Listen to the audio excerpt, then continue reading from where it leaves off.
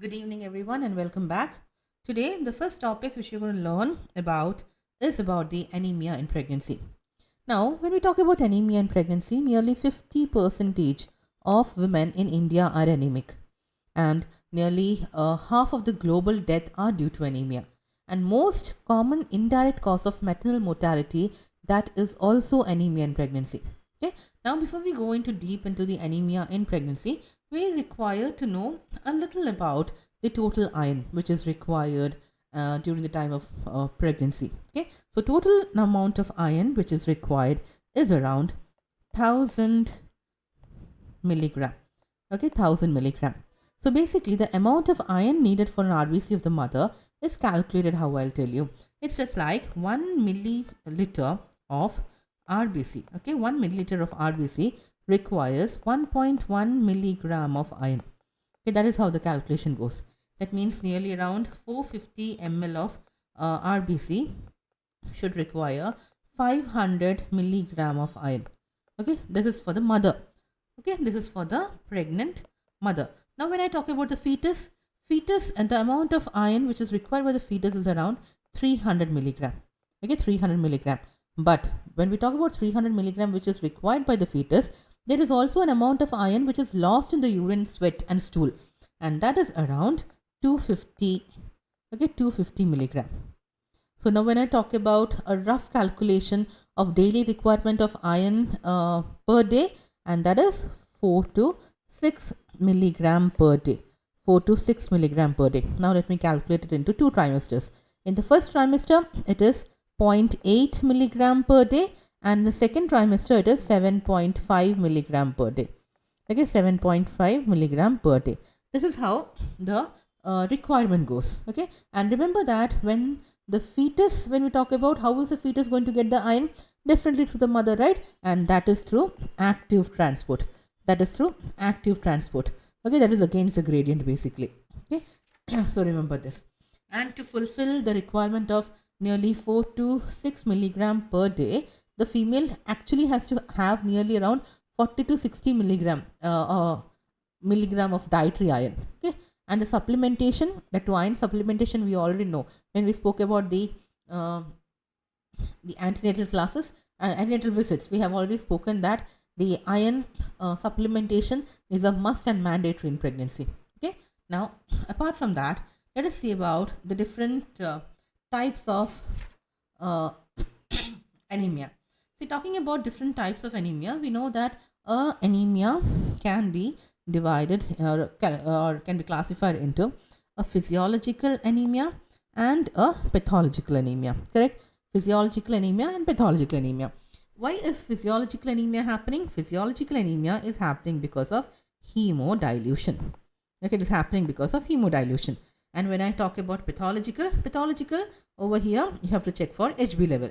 Okay, now the entire HB level, if it is less than or equal to 11 gram percentage, then we divide the pathological anemia into acquired and inherited. Okay, acquired and inherited. In the acquired, the one and most important, the most common one is the nutritional one. Okay, nutritional one is the most common. Apart from that, we have hemolysis, chronic disease, and aplastic anemia. Okay, but the difference between, see, the pathological one which I have mentioned, that HB level is going to be less than 11 gram percentage, right? So there's a difference in the physiological one. In case of physiological, the HB level will be more than or equal to 11 gram percentage. Okay, but in pathological, how much it will be? It will be less than. So always the physiological one will be normocytic, normochromic. Okay, normocytic, normochromic. Fine. Now, apart from the acquired one, inherited one, when we talk about all the thalassemia, the sickle cell anemia, the inherited hemolytic anemia, and other hemoglobinopathies. That is the one which is going to come under the inherited one. Now, coming to this, the most common cause of anemia in pregnancy is what? That should be your physiological. Okay, the most common cause of anemia in pregnancy is physiological, but when I talk about the most common pathological cause of anemia in pregnancy, that is nutritional one. Which nutrition I'm talking about? I'm talking about a iron deficiency anemia. Okay, iron deficiency anemia. Just remember this. Okay. Now, there is a WHO classification also for anemia. Now, let us see a WHO classification which will be easy for you. So, now talking about an anemia, if at all I talk about anemia as such, it is going to be less than 11 gram per deciliter. Okay. If at all I'm talking about mild anemia, okay, that is 10 to 10.9.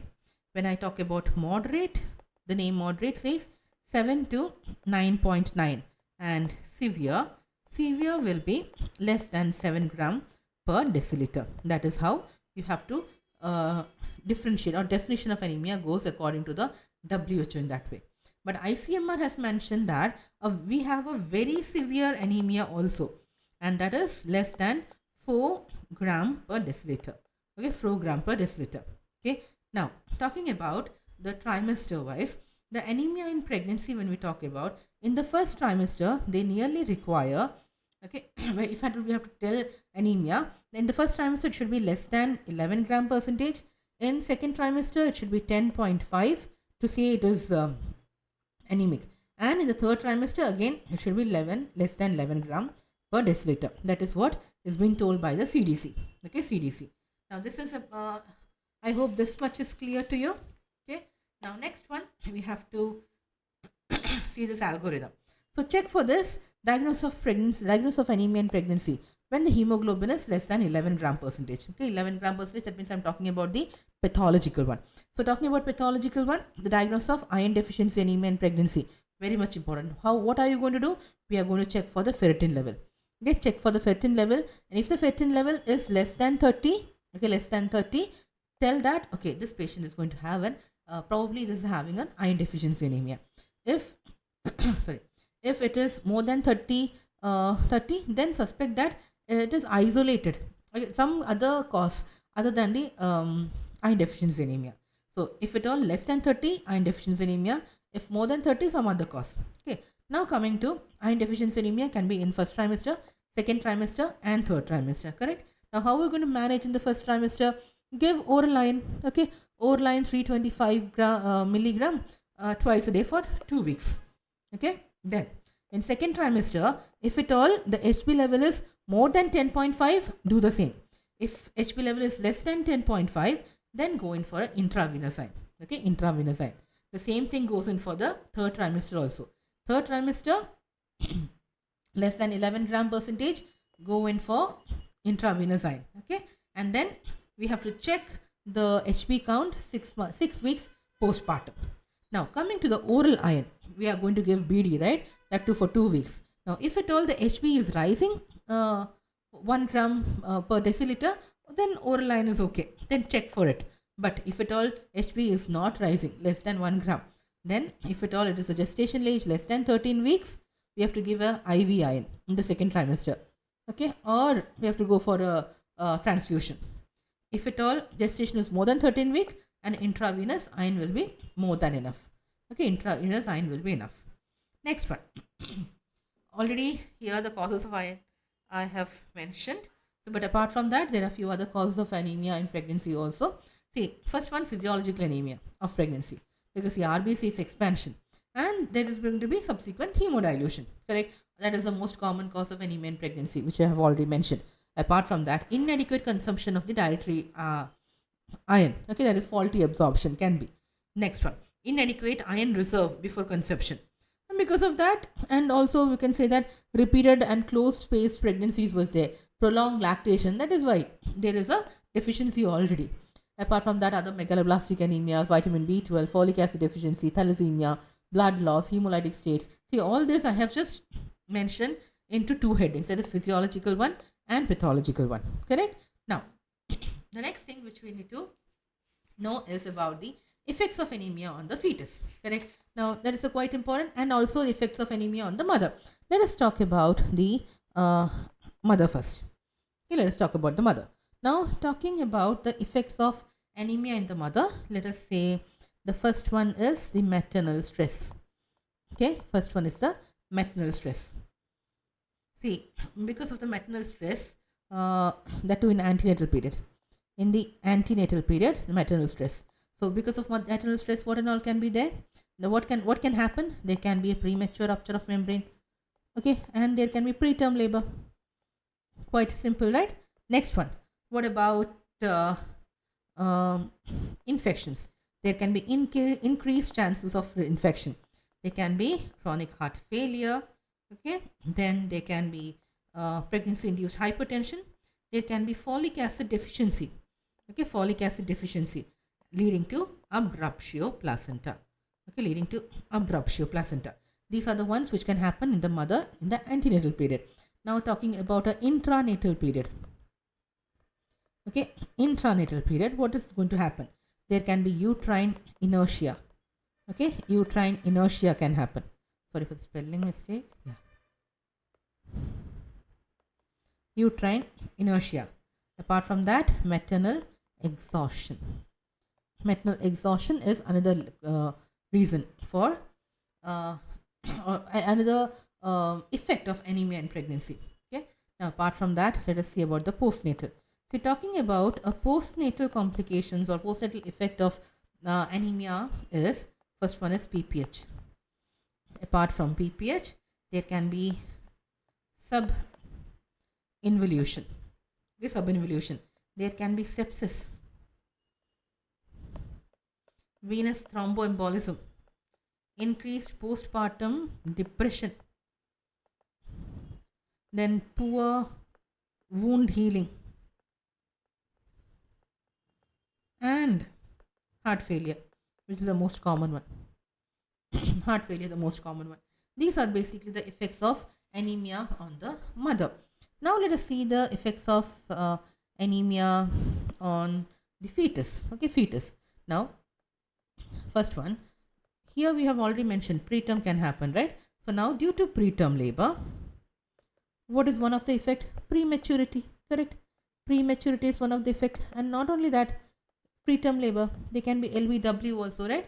And not only that, when we take a history, there can be weakness, tiredness, lethargic, then lightheadedness in the mother, then apart from that, dyspnea, palpitation, orthopnea, edema, okay, loss of appetite, worms in the stool. All these can be the history when we take a clinical history. Then bleeding tendencies, then kind of history of chronic diseases like rheumatoid diseases, history of pica, and also it is seen that there is a prominent history of TB. Okay, then hyperemesis gravidarum, history of menorrhagia, and also history of blood transfusion, repeated abortions. All these will be there. And when we do a clinical examination, it is seen that, not talking about the baby, but okay, it is seen that there is going to be koilonokia, the distorted nails. Okay, there's going to be platinokia also, that is flat nails, and jaundice plus anemia. Together, what we call it to be? There's a feature of hemolytic anemia. Okay, hemolytic anemia. These are the reasons. And when we check for a JVP, it is seen that it is more than 8 centimeter of water, quite a very high, which is a marker of heart failure. Leg ulcers, which is usually seen in sickle cell anemia. Then lymph node enlargements, probably if at all we have a history of TB, or TB is there, or a malignancy is there, then lymph node enlargement and all will be there. Okay, so about the management and algorithm I have already spoken about. Okay, and this is about the effect. Okay, this is about the effect. Now, before we go into the other main things, there is something, a terminology which you have to remember, and that is known as a Menser index. Menser index. Now, what is a Menser index? That is MCV divided by the RBC count. Okay, Menser index is basically a MCV divided by the RBC count. Now, if the Menser index is less than 30, sorry, more than 13, we say it is iron deficiency anemia. And if it is less than 13, we call it to be, we say that the patient is having a thalassemia. Okay, thalassemia. Fine. So please remember. And which are the conditions where we say that, okay, the patient is having iron deficiency anemia or something? So when and all we can say. See, for iron deficiency anemia, we have to check for an MCV. Checking for an MCV, if the MCV is less than 75, it can be iron deficiency anemia. Okay, iron deficiency anemia it can be thalassemia, it can be lead poisoning as well as anemia of chronic disease. Now, if at all the MCV is more than 100, okay, more than 100. So remember the deficiencies which are going to come is anemia of vitamin B12 deficiency, folic acid deficiency, anemia of liver disease, and thyrotoxicosis. Okay, and remember the most sensitive RBC index for iron deficiency anemia is MCHC. MCHC. Okay, normal is 34 to 37 percentage, but in case of iron deficiency anemia, they are going to be less than 30 percentage. Less than 30 percentage.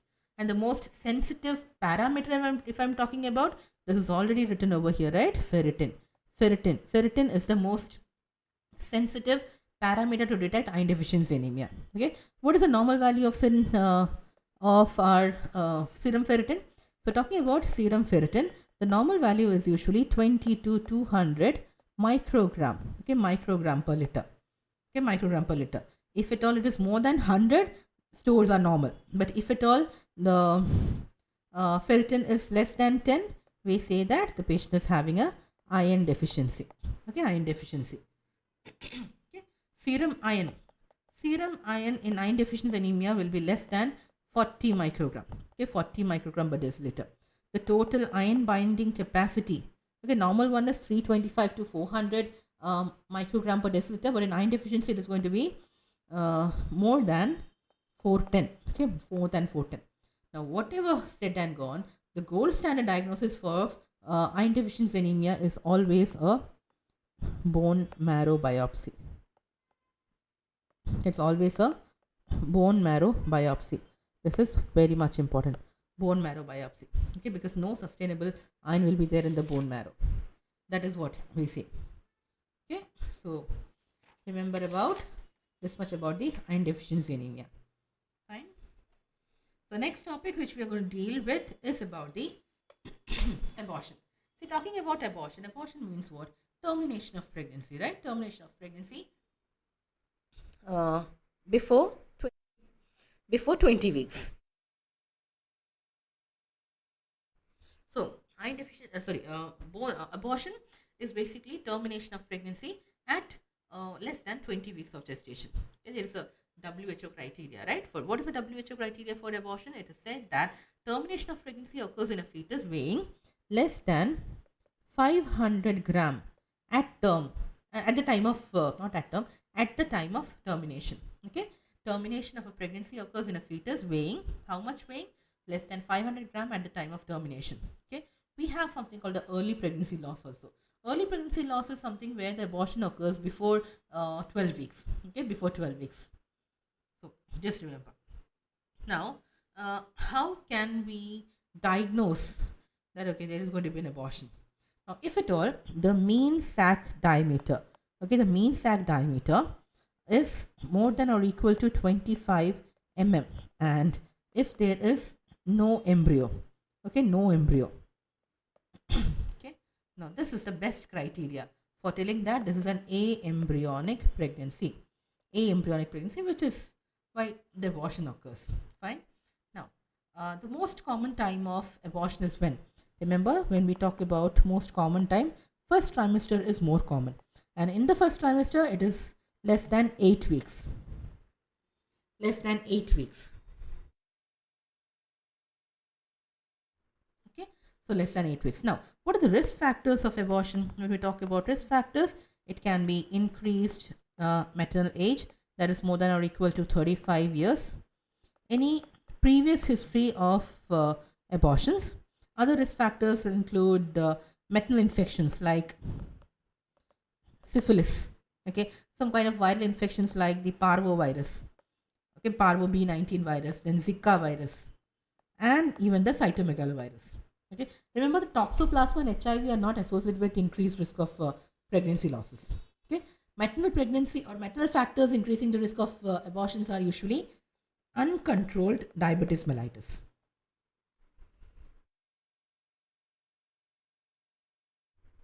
Uncontrolled diabetes mellitus, quite important. Apart from that, the thyroid disorders, okay, thyroid disorders like hypothyroidism or hyperthyroidism. Then comes obesity, then stress, okay, stress very much important. Pregnancy with IUCD in the placenta, or then substance abuse, radiation, and all that. They and all can lead to, or they can be told as maternal risk factors. Okay, for abortion. Now coming to abortion as such, see there can be two kind of abortion. One is basically known as the spontaneous abortion. Other one is known as a induced abortion. Okay, we have a spontaneous abortion and we have induced abortion. Induced abortion means what? We are going to do a medical termination of pregnancy. Okay, medical termination. Now, talking about spontaneous abortion, it can happen in, or we can say isolated spontaneous abortion and recurrent abortions. So, in case of isolated one, it can happen the first trimester or second trimester. Now, the most common cause of isolated abortion in the first or second trimester, quite important, and they are the chromosomal anomaly. Okay, chromosomal anomalies. In the chromosomal anomaly, which is the most important one, the first one being the aneuploidy. Okay, then the trisomy or the trisomy group, then coming to the monosomy. Fine. And lastly, basically the trisomy 16. Okay, trisomy 16. So, which is the most common cause of first trimester abortion? If at all you are getting the options like trisomy 16, trisomy 21, monosomy X, and diabetes, your answer should be monosomy. Okay, monosomy. So remember that. Next one is about the other causes. Okay, other causes of isolated abortion. It can be uterine anomalies like fibroid uterus, adhesions, then septa, then cervical incompetence. Okay, cervical incompetence only can cause abortion in the second trimester. But apart from that, there can be trauma, infections like chorioamnionitis, then maternal infections like torch infection, then thrombophlebiae and all that. Okay, those can happen. Next one, talking about the recurrent pregnancy loss. So, talking about recurrent pregnancy loss, it means we should have more than or equal to 3 pregnancy or 3 consecutive pregnancy losses should be there, which should be before the 20th week. Okay, before the 20th week. So, this is a criteria for saying that recurrent pregnancy loss. And if at all there are already 2 abortions or 2 recurrent pregnancy losses, the investigations should be started by then. Investigation should be started. Now, the most common cause, if at all we talk about an recurrent pregnancy loss, is idiopathic. Okay, most common is idiopathic. The most common group of causes, they can be, the first one being endocrinopathies. Okay, endocrinopathies. Then it can be the uterine causes. Then the immunological causes. And lastly, the chromosomal abnormality. Now, in case of endocrinopathy, we can talk about hypothyroidism, uncontrolled diabetes mellitus, then increased prolactin level, luteal phase defect, and PCOS and all that. That and all can come under the endocrinopathy. Now, uterine causes, when I talk about, it can be cervical incompetence, uterine malformations, then submucous fibroid, Asherman syndrome. All those can lead to uterine causes, and these are the uterine causes and can lead to recurrent pregnancy loss. Immunological cause, what and all can be? See, APLA syndrome. We'll talk in detail about APLA syndrome in a while. But APLA syndrome, there is APLA syndrome means what? Antiphospholipid antibody syndrome. Okay, and chromosomal anomalies like translocation. Okay, translocation of the chromosomes. Those can be. Now, when you talk about a luteal phase defect, which I was telling in the endocrinopathy, that is basically decrease in the progesterone will be there in the second half of the cycle, and that is the reason why there can be an abortion. Okay, abortion. So remember that. So next one, when we talk about, is basically the APLA syndrome. See, APLA syndrome means what? Antibodies are present against the following phospholipids. Which are the phospholipids which are in danger? First one is the lupus anticoagulant. Lupus anticoagulant antibody. Important one. Next one. Anti-cardiolipin antibody. And beta 2 microglobulin antibody. Beta 2 microglobulin antibody. These antibodies can lead to, okay, these are the ones. they are going to lead to thrombosis. They are going to lead to what? They are going to lead to thrombosis. Arterial thrombosis, venous thrombosis, and placental thrombosis. Okay. Now, if at all, imagine there is a placental thrombosis. A placental thrombosis. What is going to occur? A complete cut of blood supply will be there. Okay. Before 20th week of the pregnancy. So, before complete cut off supply means what? Blood is not received by the fetus. So, definitely there is going to be abortion. Abortion. Correct. Not only that. One more. There can be even stillbirth. If at all the cutoff occurs after 20th week. This is before 20th week, abortion. After 20th week, there is going to be stillbirth. Now imagine there is not complete cutoff, but there is a incomplete cutoff. So it is what is going to happen? The baby will not receive enough amount of nutrients, like so IUGR is going to occur, and in the mother there is going to be pregnancy induced hypertension.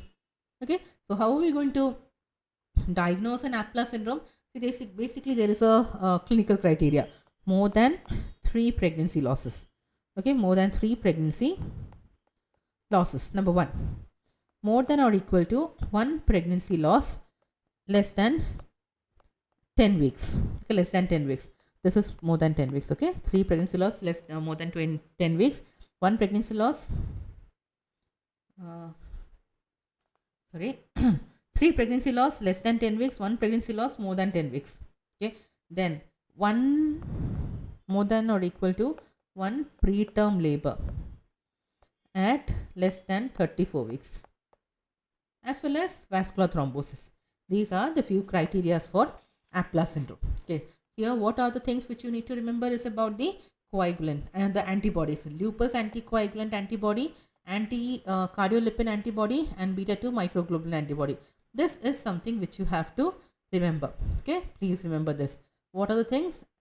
The lupus anticoagulant antibody, cardiolipin antibody, and beta 2 microglobulin antibody.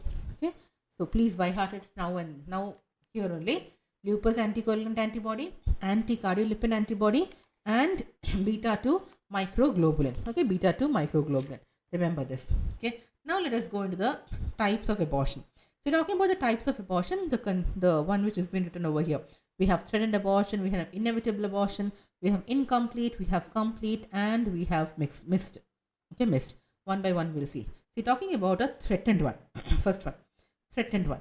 Threatened means what? The process of abortion has started, but it can be reversible. Okay, it can go back. That is a threatened one. Now, what are the what you can say, the differential diagnosis for bleeding in early pregnancy? Remember something called a Hartmann sign. Okay, Hartmann sign can be a sign of can be taken as a differential diagnosis for threatened abortion. Hartmann sign means what? When we do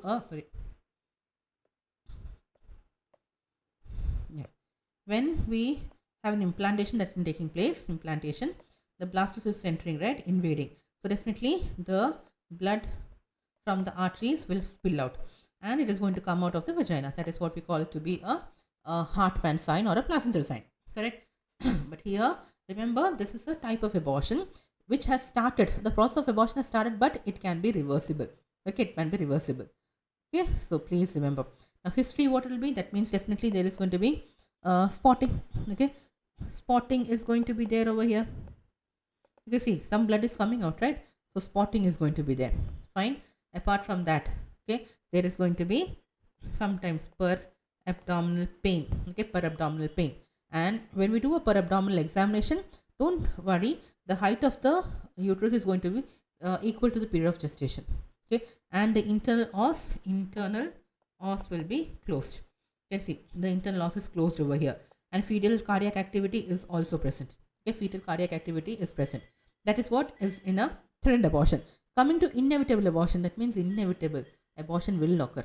So process of abortion has started or reached a state from where it is not reversible at all. So what are the clinical features which is going to be there? Definitely there is going to be bleeding, and again there is going to be pain abdomen. Pain abdomen will be present. Okay, will be present. And when we do a per abdominal examination, here also the height of the uterus is going to be the period of gestation, but the internal os, you can see internal os is open. Internal os is completely open over here, and which is not reversible at all, which is not reversible. So what is the management which we can do is complete complete the process of abortion by either surgical method or medical method. Okay, and when we do USG, either usually 90% of the cases cardiac sinus or the cardiac activity is not seen. Cardiac activity is absent usually. So next one is about the incomplete abortion. Incomplete abortion means what? See, the process of abortion begins and the products of conception is coming out, but something will be remaining inside. So this is a complete one and incomplete. See, complete, you can see the entire uterus is empty, right? Everything has come out. But in case of a incomplete one, you can see few parts are or few things are remaining inside. That is what we call to be incomplete. That means what? The uterus will be contracting so that the rest of the things comes out, right? So definitely, what are the features which are going to be there? Number one, there is going to be bleeding. Okay, bleeding will be there. Bleeding will be there. Pain abdomen is also going to be there. Okay, and remember, this is the second most type of abortion which can lead to shock. It can lead to shock. Now over here, remember, the height of the uterus will be less than the period of gestation. Internal loss is going to be open. Why it is going to be open? Because the the products of conceptions are going to come out, right? Okay, so how are we going to manage it? Complete the process of abortion. Okay, complete the process. Next one is about complete abortion. See, the entire process of abortion is complete and everything has come out. Okay, so initially there is going to be history of bleeding, pain abdomen will be there, expulsion of the products of conception will be there, with the stoppage of bleeding later. Once everything comes out, the bleeding is going to stop. And per abdominally, what is going to be there?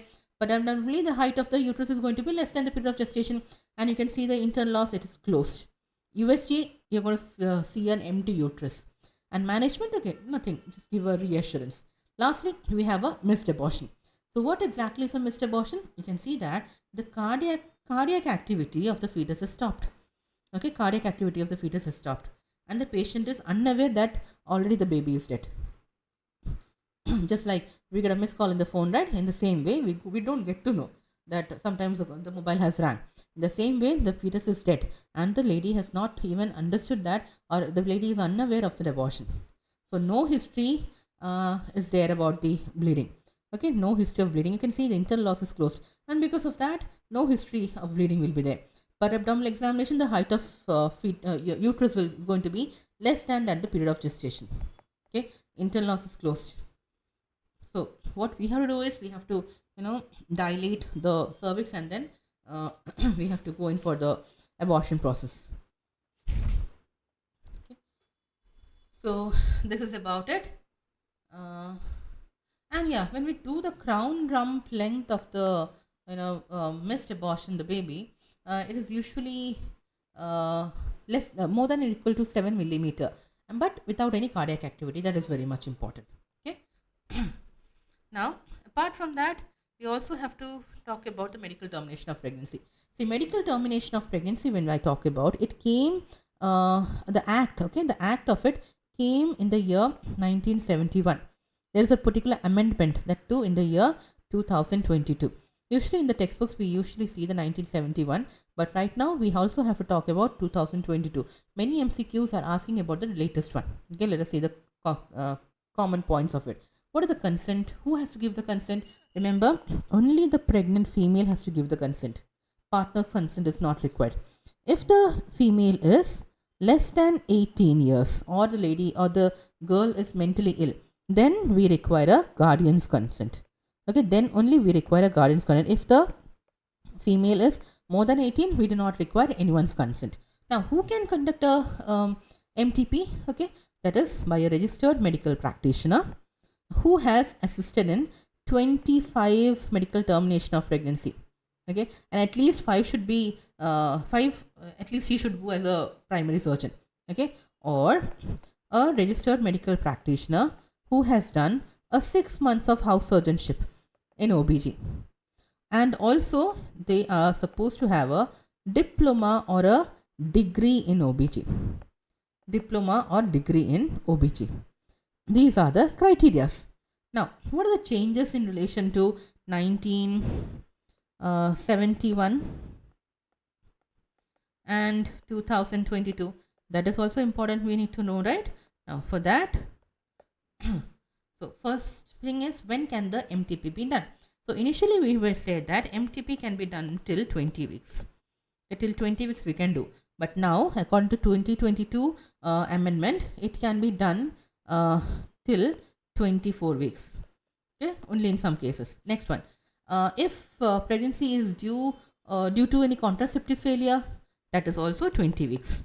Contraceptive failure also 20 weeks. Now here also, in case of 2022 amendment, that is also 22 weeks. Okay, that is because of contraceptive failure.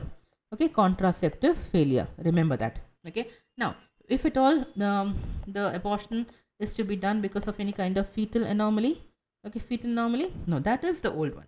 That is 20 weeks in 1971 and 24 weeks in case of 2022 amendment. Okay, if any severe fetal anomalies are there, 24 only. Then when do we need only a single doctor's opinion? Okay, that is up to 12 weeks we need only single doctor's opinion. That is what they say. But here in 2022 they say that till 20 weeks it is enough. Okay, 20 weeks. But 2 doctors' opinion are required when? By 12 to 20 weeks in 1971 and from 20 to 24 weeks in case of a 2022 amendment. Okay, this is very much important. Now, when the conditions where MTP can be done up to 24 weeks, very much important, and that is in case of a minor female. In case of a female who is mentally unstable. Okay, mentally unstable. If at all pregnancy is as a result of rape and pregnancy is a result of some incest. Okay, so incest. So if at all, imagine that there is going to be some kind of severity of a congenital malformation, then what is supposed to be done? See, we have to approach the medical board, right? So who and all are there in the medical board? That is important. Who and all are there? Number 1, there should be a gynecologist. Who should be there? There should be a gynecologist. There should be a pediatrician too. Okay, there should be a pediatrician. There should be a radiologist and a person who is assigned by the state. See, all these are law-binded one, right? So they have to be, as one person should be there assigned by the state. Okay. Now let us see the methods by which we can do abortion in the first trimester. So when I talk about a first trimester, it can be a medical abortion or a suction and evacuation. A manual vacuum aspiration also can be done. Okay. Or usually it was done like a menstrual regulation also used to be done, but not anymore. But in the second trimester, when we come about, okay, that is about a medical abortion basically. How are we going to do a medical abortion? We are going to give prostaglandin. Okay, sorry. Yeah, we are going to give prostaglandin. Apart from that, an extra amniotic, ethascridin and all that, but that is not being used. But one thing which you can remember is about the intra-amniotic saline. Even that is also not being used. Next one is oxytocin. So one thing which you can remember is about the prostaglandin and the oxytocin. Okay, and apart from that, dilatation and evacuation. Okay, dilatation and evacuation, very much important. Okay, so remember this. Now talking about the suction evacuation. See, that has been done by a particular kind of cannula which is known as a Carman's cannula. Okay, Carman's cannula. Okay, and how are we going to dilate the cervix? Dilation of the cervix is used by what? You might have seen in your OBG labs, right? And that is about the Hagar's dilator. Hagar's dilator, which comes in like a different sizes, just like a spanner. Okay, just like a spanner, it can come. And the pressure is being generated so that there is going to be a evacuation. For evacuation, pressure should be there, right? And the pressure which is generated is 600 mm of Hg. Okay, 600 mm of Hg. And the end point of suction is basically decreased blood loss. There's going to be gripping sensation, grating sensation, and like an air bubble will be there in the cannula. That is about the suction evacuation. Okay, now already I have mentioned the second trimester. Second trimester, what are the things? Remember, we are going to have drugs. So drugs are like prostaglandin. Which prostaglandin am I talking about? I'm talking about PGE1. Okay, PGE1. Misoprostol is the best one. Okay, misoprostol. And nearly 200 to 800 microgram of misoprostol has been given. Next one, about the other drugs, I've already mentioned oxytocin. Right? Now, what is the surgical method in the second trimester? That is dilatation and evacuation. How are we going to do a dilatation evacuation? By using a Owen's forceps or a sponge holding forceps. Okay, Owen's forceps or sponge holding forceps. This is all about the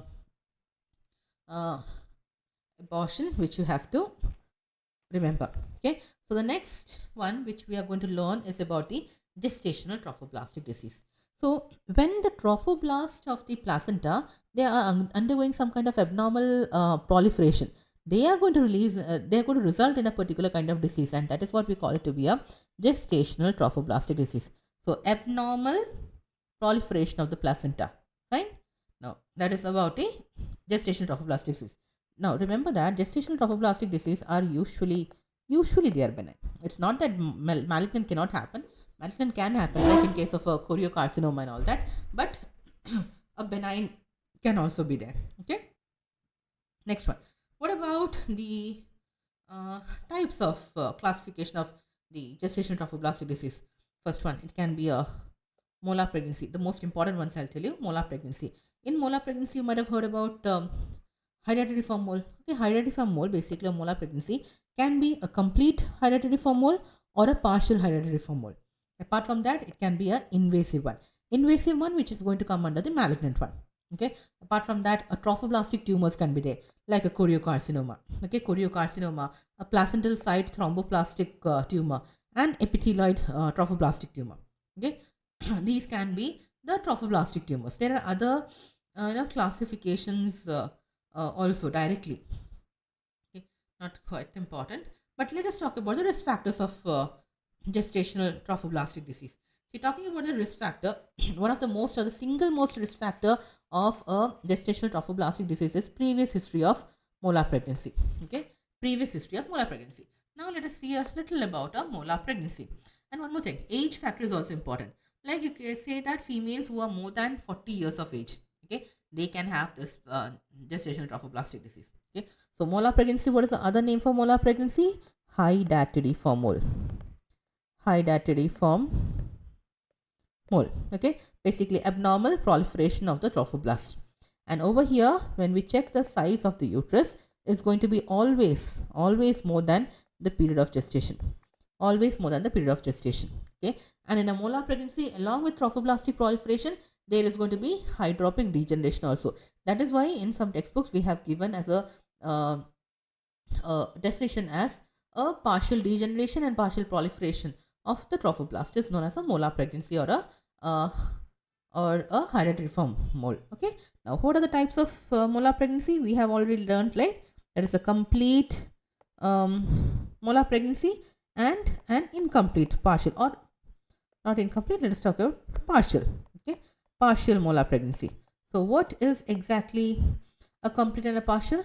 So, in case of a complete one, there will not be any fetal tissue, no fetal tissue in complete. But in case of a partial, a fetal tissue may be present. A fetal tissue may be present. But in both these cases, okay, both these cases, pregnancy has to end. Okay, pregnancy has to end.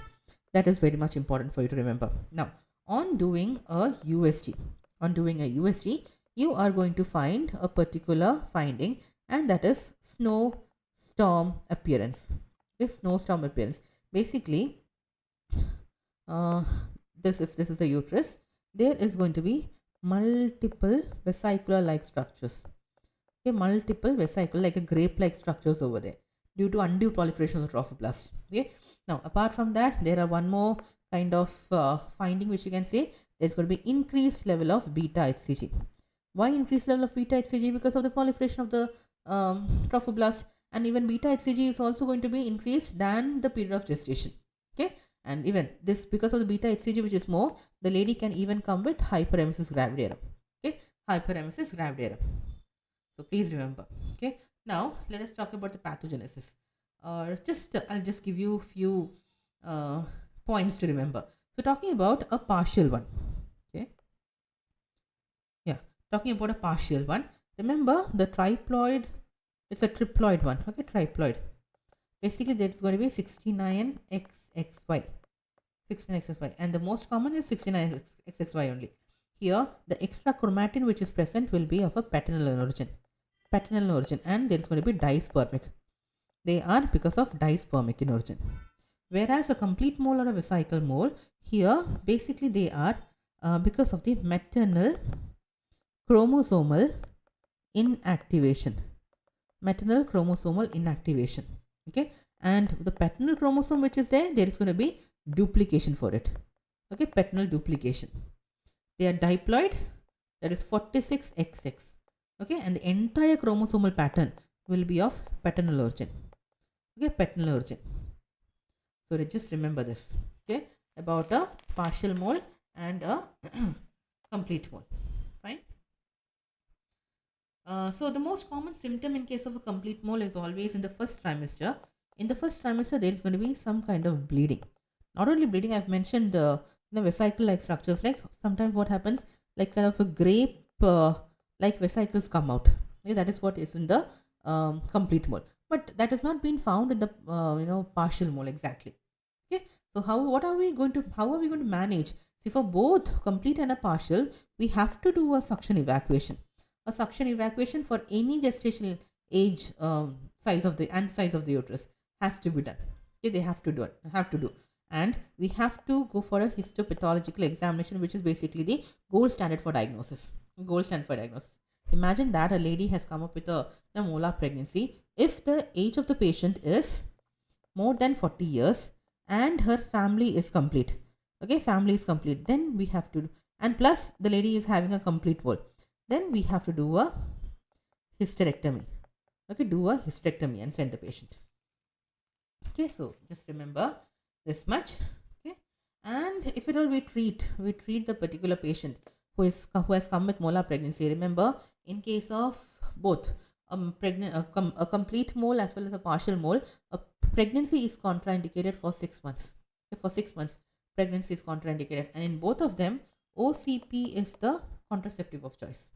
Okay, contraceptive of choice is what? OCP. Fine. So next one is about partial complete mole. I've just mentioned here only. Next one is about an invasive mole. See, talking about a invasive mole, I was just mentioning that invasive mole is what can say is about the gestational trophoblastic neoplasia, right? Malignant one. So here, the most common gestational trophoblastic neoplasia is basically, or after a molar evacuation, is basically an invasive mole. Okay, after an molar evacuation. Okay, now whenever invasive mole is there, it can follow. Okay, it can follow an abortion. It may follow an abortion, or it can happen after an ectopic pregnancy. Okay, and sometimes, very rarely, a normal pregnancy. So what are the signs of invasive mole that can happen? And that is a persistent bleeding. Okay, persistent bleeding, and sometimes persistent theca lutein cyst. Subinvolution. Okay, subinvolution can occur. Shock, and even metastasis. Okay, metastasis of lungs or vagina. These are very much important. And when we do a lab investigation, it is usually increase in the level of beta HCG levels. That is going to be more than or equal to 10%. That too in within 3 weeks.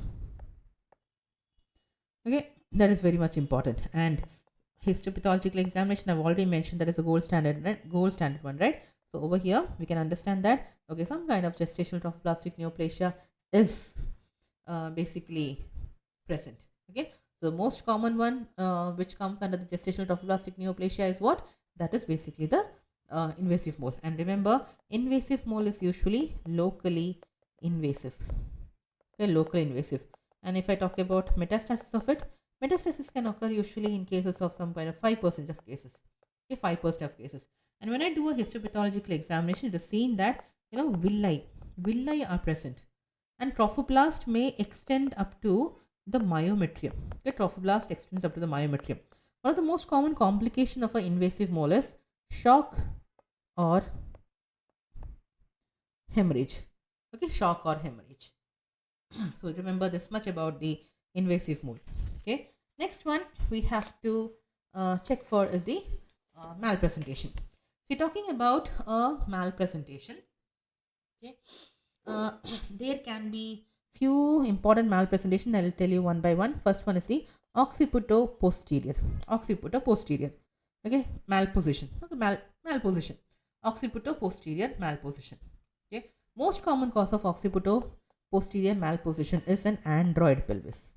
Okay, android pelvis. Okay, the heart shape one I have mentioned, right? Android pelvis. The second most common cause of an occiputo posterior malposition is a deflexed head. Okay, a deflexed head. Okay, so remember this, and not only that, usually it is seen that the occiputo posterior malposition is common in nulliparous female. Okay, nulliparous female. So remember, okay, now among the occiputo posterior positions, which are the most common ones? The most common one is the right occiputo posterior. We call it to be ROP, right? First is ROP, then the direct DOP, then the LOP. Okay, LOP. These are the most important. Okay, and when we have a occiputo posterior malposition, and when we do an abdominal examination, the abdomen is below the umbilicus, will look flat. Okay, the fetal limbs are felt near the umbilicus. Anterior shoulder is away from the midline, and the fetal back is always towards the flank. Okay, and the engaging diameter, very much important. What is the engaging diameter of a occiputo posterior malposition? Remember, it is going to be, okay, if at all it is well flexed.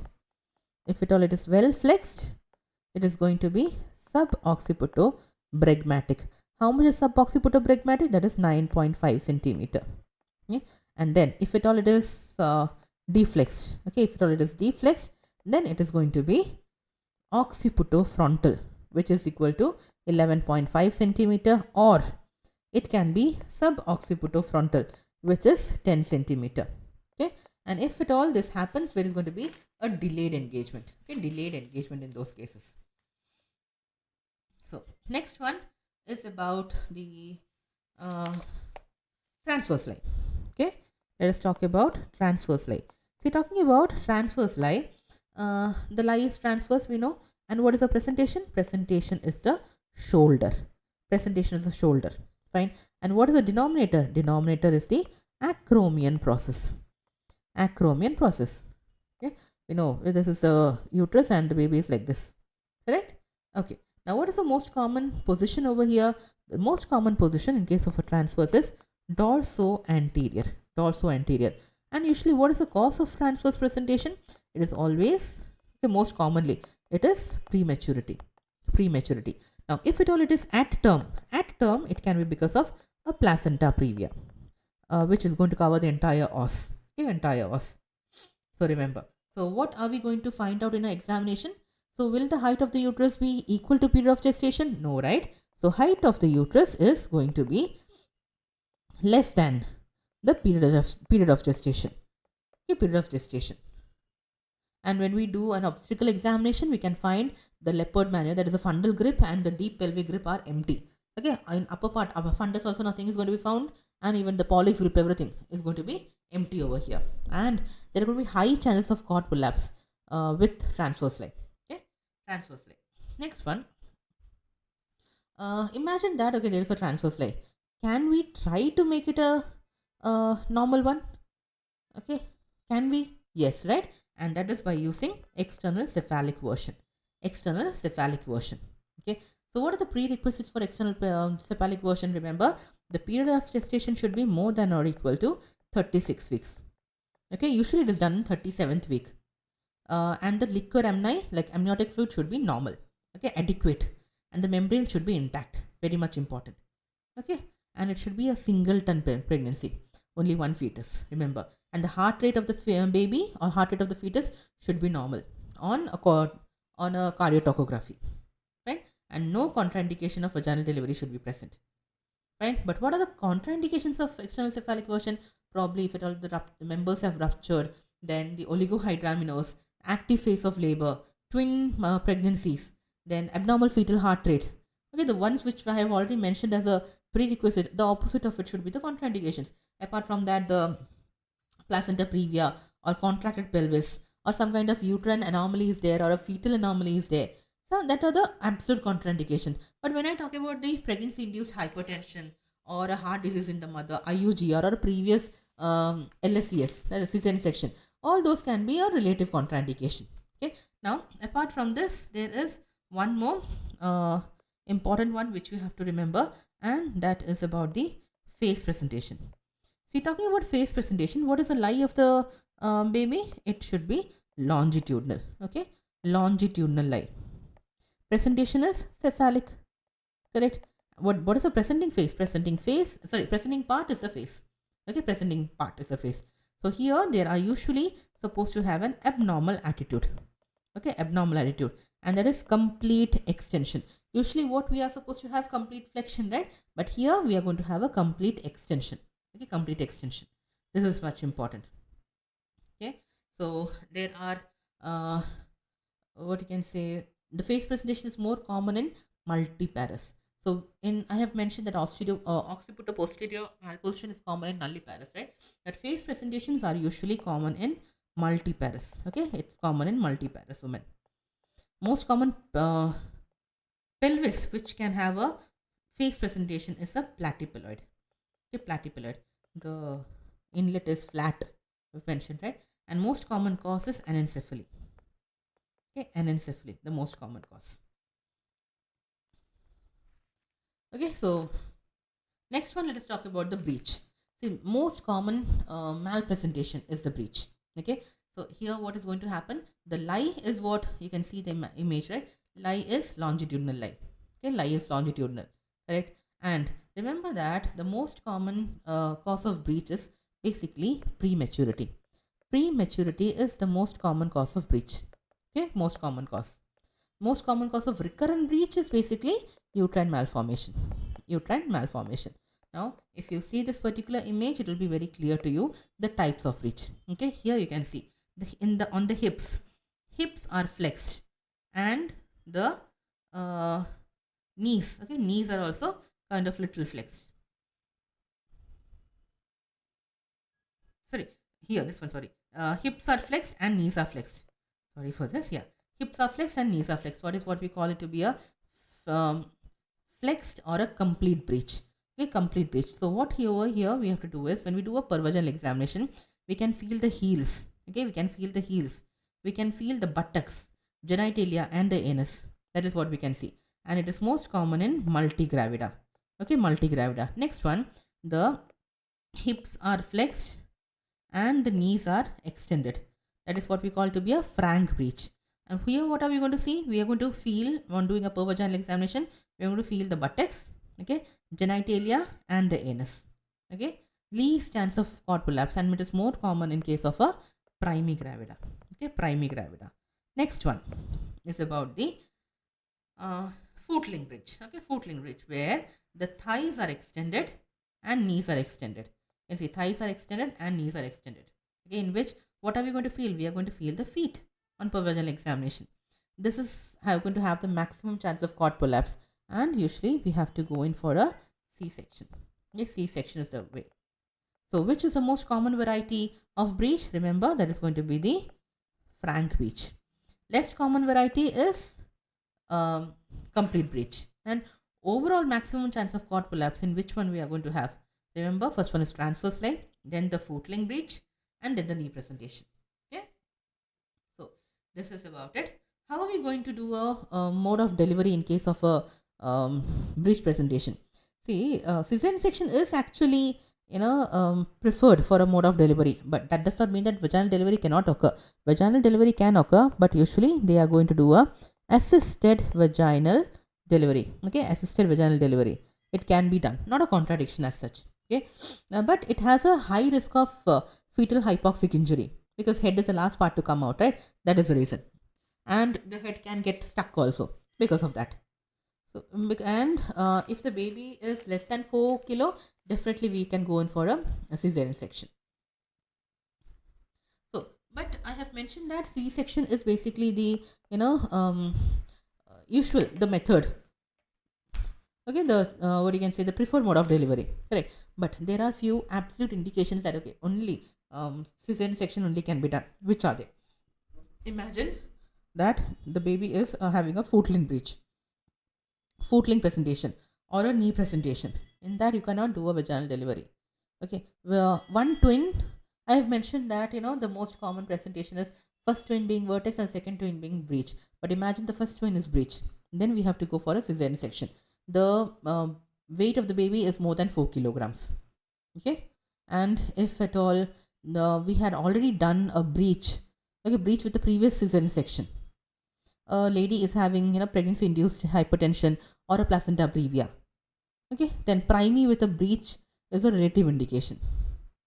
So this is very much important. Okay, so the engaging diameter of the breech delivery is important. So the engaging diameter of a breech delivery is basically the bitrochanteric diameter. Bitrochanteric diameter, which is how much? Which is usually 10 centimeter. Okay, 10 centimeter. So engagement means what? When the bitrochanteric diameter crosses the pelvic inlet. Okay, that is what we say. And with the descent, the anterior buttock is going to touch the levator ani muscles. Okay, this is what you have to remember. Okay, there are few maneuvers which we can do for a breech delivery. See, we have a groins maneuver, groins traction basically, Pinard's maneuver. Yeah, all those are there. So the most important things about beach I have mentioned, but yeah, remember one particular maneuver with the term love sets maneuver. Love sets maneuver. So here what we have to do is we have to rotate the baby so that the posterior shoulder becomes the anterior shoulder and the delivery happens. That usually is done in the last stages. Okay. So delivery of the anterior shoulder, then we have to do it later. So here we have to rotate the baby so that the posterior shoulder becomes the anterior shoulder and the delivery happens. Okay, so that is basically in the shoulder delivery. And now when the shoulder is being delivered, remember the engaging diameter should be the biacromial diameter. Okay, that is equal to 13 centimeter. Okay, 13 centimeter. So remember this about the breech presentation. Next one, let us see about the C-sections. So talking about a cesarean section, there are basically two kinds of cesarean section, correct? So what are the two types of cesarean section? One is a classical cesarean section. Okay, classical cesarean section has been given vertical incision, and we have a horizontal incision wherein we can call it to be a lower segment cesarean section. Okay, here the upper uterine segment is being incised. That is a classical cesarean section.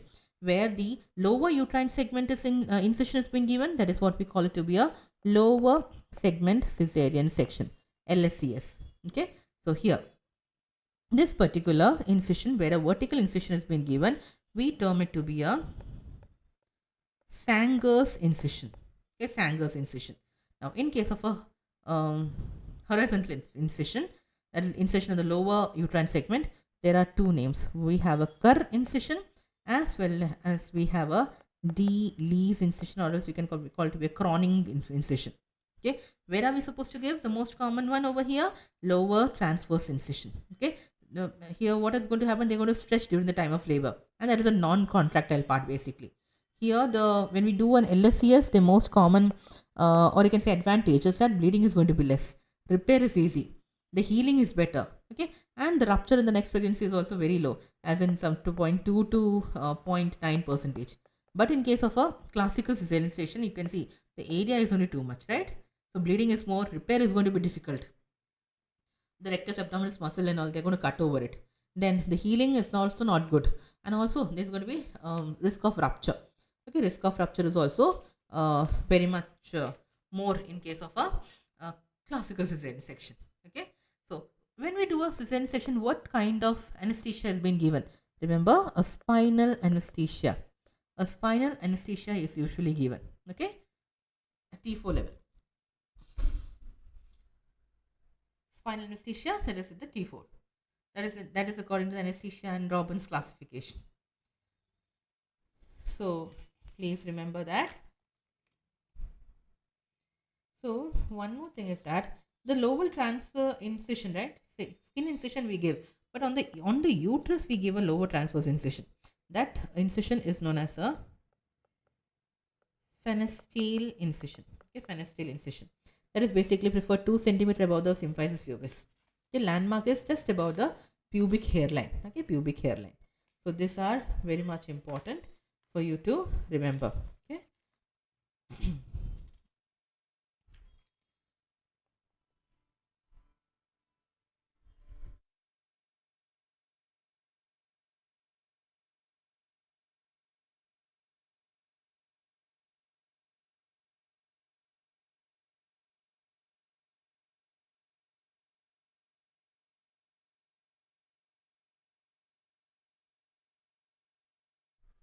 Yeah, so this was all about the obstetric topics which I wanted to tell you.